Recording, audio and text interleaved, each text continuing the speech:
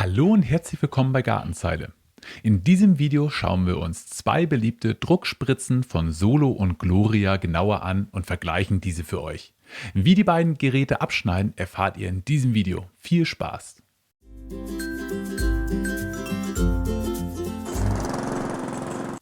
Zunächst einmal möchten wir euch transparent sagen, dass wir die Druckspritze von Solo für dieses Video gestellt bekommen haben.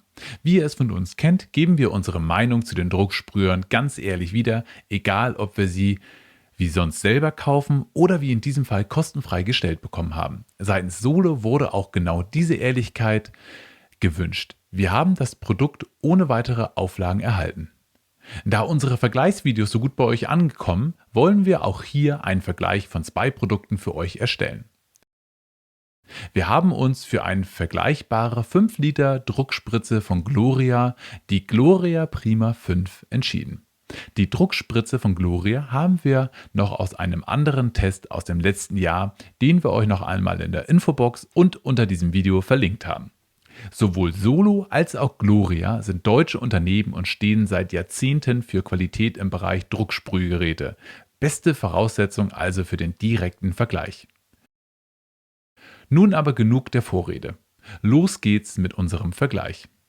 Zunächst zu den offensichtlichsten Unterschieden. Die Gloria Druckspritze ist mit rund 53 cm etwas höher, dafür aber schmaler als die Druckspritze von Solo mit etwa 46 cm.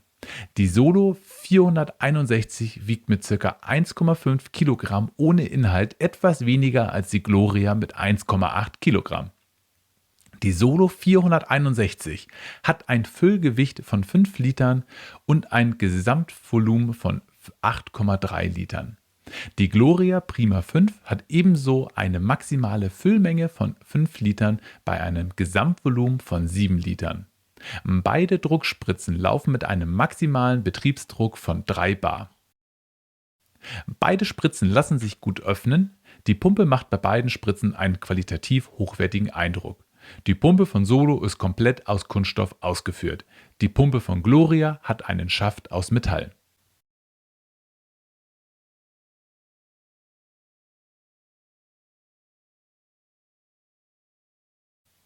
Die Öffnungen oben haben bei beiden Spritzen in etwa den gleichen Durchmesser von ca. 4,5 cm. So lassen sich beide Spritzen auch gleich gut befüllen. Beide haben eine Art Gießrand, was sehr praktisch ist, wenn man mal nicht das Einfüllloch trifft. So spritzt nichts daneben. Dennoch solltet ihr beachten, dass ihr eventuell Unkrautvernichter und Co. nur auf festem Untergrund einfüllt und nicht zum Beispiel auf dem Rasen. Kippt etwas daneben oder kippt die ganze Spritze um, wird das vermutlich einen schönen braunen Fleck im Rasen hinterlassen. Apropos Standfestigkeit. Dadurch, dass die Spritze von Solo einen etwas größeren Durchmesser hat, steht diese auch etwas stabiler beim Befüllen und Hinstellen als die Spritze von Gloria. Verglichen haben wir auch, ob man von außen ablesen kann, wie hoch der Füllstand ist. Auch hier gibt es einen kleinen Unterschied, der erst so richtig bei Sonne zu erkennen ist. Beide Gehäuse sind grundsätzlich erst einmal transparent. Ist eine Flüssigkeit eingefüllt, erkennt man dies recht gut. Hier sind vielleicht kleine Vorteile bei der Spritze von Solo. Die Füllstandsanzeige ist in Liter, jedoch bei der Gloria etwas markanter und besser ablesbar ausgefüllt als bei der Spritze von Solo. Dies merkt man vor allem bei Sonne. Wir würden jedoch empfehlen, die Dosierung mit Hilfe von Messbechern vorzunehmen. Bei vielen Mitteln ist es wichtig, dass man die richtigen Mischungsverhältnisse beachtet. Wir haben hierzu einen Messbecher benutzt und jeweils 3 Liter Wasser eingefüllt. Dazu kommen je 300 Milliliter Melarut. Nutzt man die Anzeige außen auf der Spritze, kann es schnell ungenau werden. Das Pumpen bzw. Druckaufbauen geht mit beiden Spritzen gleich gut. Hier haben wir keinen Unterschied festgestellt. Durch die etwas kürzere Pumpe muss man natürlich bei der Solo-Spritze nicht ganz so weit nach oben ziehen. Dafür benötigt man vielleicht 2 bis 3 Pumpstöße mehr. Beide Druckspritzen sind natürlich mit einem Ventil zum Druckablassen ausgestattet. Bei der Solo-Spritze ist dies seitlich angebracht und kann ganz einfach herausgezogen werden. Es ertönt ein Zischen, wenn die Luft entweicht. Bei der Spritze von Gloria ist dies etwas anders angebracht. Hier zieht man das Ventil nach oben, so dass die Luft entweichen kann.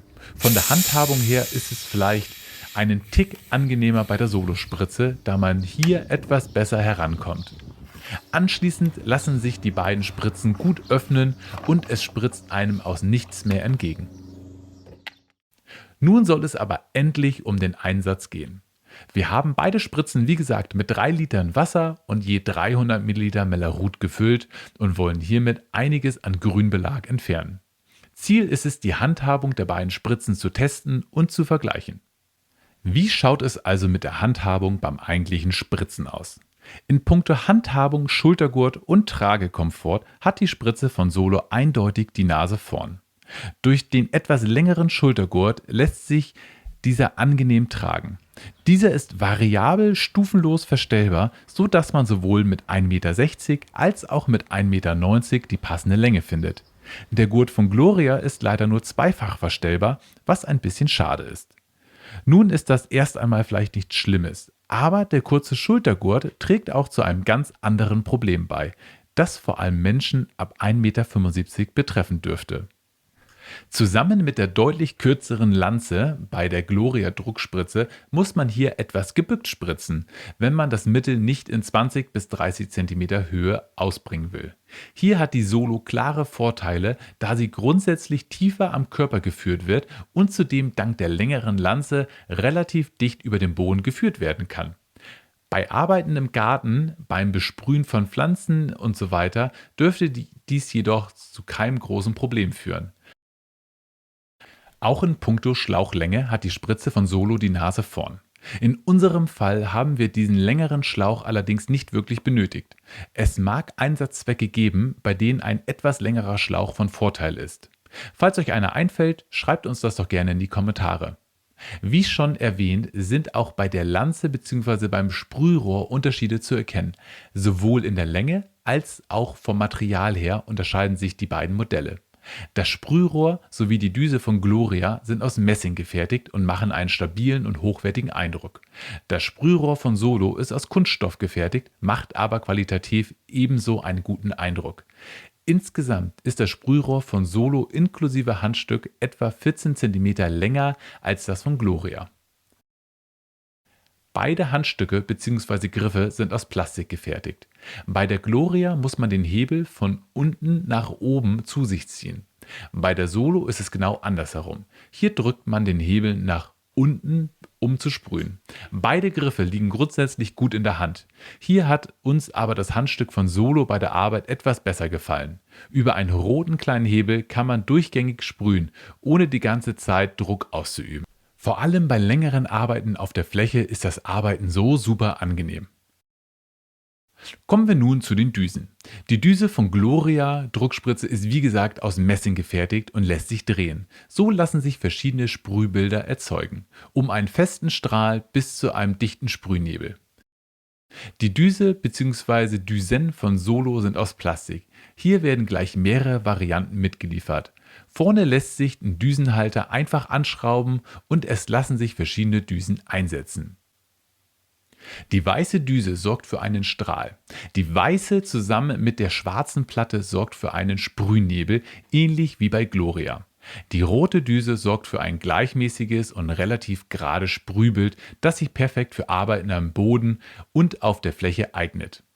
Beim Wechsel sieht man einen kleinen weißen Filter zum Vorschein kommen. Auch dies ist etwas, das wir bei der Gloria Spritze so nicht finden konnten. Die Sprühbilder waren bei beiden Geräten sehr gut, mit einem kleinen Vorteil für die Solo-Spritze aufgrund der verschiedenen Aufsätze, die mitgeliefert werden und auch direkt an der Spritze sicher aufbewahrt werden konnten in einem dafür vorgesehenen Fach. Apropos Zubehör. Für beide Pumpen gibt es reichlich Zubehör zu erwerben. So gibt es für die Gloria-Spritze zum Beispiel verschiedene Sprühschirme, um noch genauer dosieren zu können. Auch gibt es ein Verlängerungsrohr für die Lanze und einen nachrüstbaren Akkukompressor, der für automatischen Druckaufbau sorgt. Für die Solo gibt es ebenso passende Sprühschirme sowie verschiedene Lanzen aus Kunststoff oder Messing. Sogar ein Teleskopspritzrohr ist möglich. Auch gibt es noch weitere Düsenaufsätze zu kaufen.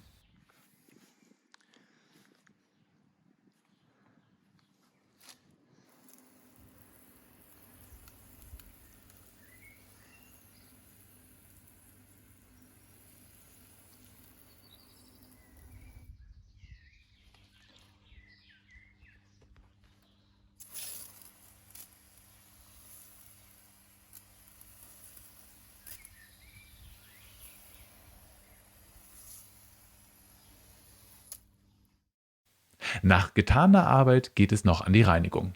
Vor allem, wenn man die gleiche Druckspritze das Jahr über für verschiedene Anwendungen verwenden möchte, sollte man dieses nach jedem Gebrauch sehr gründlich ausspülen. Wir haben eigentlich für alle Anwendungen immer eine Druckspritze da. Wichtig ist, diese dann entsprechend zu markieren. Bei der Solo-Spritze waren dafür gleich passende Aufkleber dabei, was wir natürlich super fanden. Wir haben versucht, beide Pumpen komplett zu entleeren. Das gelang auch bei beiden Geräten sehr gut. Es blieb wirklich sehr wenig Flüssigkeit im Behälter zurück. Die Reinigung ging bei den Drucksprühern gleich gut. Bei der Solospritze lässt sich oben das Funktionsteil abnehmen, so dass man dies etwas leichter und noch gründlicher reinigen kann. Da wir in den nächsten Tagen noch mehr Mellerud ausbringen wollen, haben wir beide Druckspritzen mit Wasser ausgespült und anschließend noch einmal Wasser durch den Schlauch und die Düsen gepumpt, so dass diese sauber sind. Zum Schluss wollen wir natürlich noch einen Blick auf den Preis werfen. Für viele von euch ist dies ja ein wichtiges Argument. Die Gloria Druckspritze Prima 5 ist zum Zeitpunkt des Videos für unter 30 € zu erwerben. Die Solo 461 liegt preislich etwa 10 € über dem Preis von Gloria. Unser Fazit: Wie nicht anders zu erwarten, sind beides super Druckspritzen, die wir grundsätzlich beide von ihrer Leistung her uneingeschränkt empfehlen können. Hier und da haben beide Produkte ihre Vor- und Nachteile, die für die eine oder andere Anwendung sicherlich vorteilhafter sind. Vom Tragekomfort und der Handhabung bei der Arbeit hat uns die Solo 461 bei unserer Anwendung besser gefallen. Vor allem bedingt durch die längere und komfortablere Lanze. Die Gloria-Spritze zeigt aber ebenso eine gute Leistung und ist dafür etwas günstiger in der Anschaffung. Von beiden Firmen gibt es auch noch andere Größen der Drücksprühgeräte. Vielleicht benötigt ihr nicht immer 5 Liter oder für die professionellen Anwendungen auch lieber etwas mehr. Die Links zu den Produkten findet ihr wie immer in der Videobeschreibung. Wir hoffen, euch hat dieses kleine Video gefallen. Wenn ja, dann lasst uns doch gerne ein Abo da, um keine Videos mehr zu verpassen. Falls du eher ein Freund des schriftlichen Wortes bist und dich für das Thema Garten interessierst, schau gerne auch auf unserem Gartenmagazin unter www.gartenzeile.de vorbei. Bis zum nächsten Mal.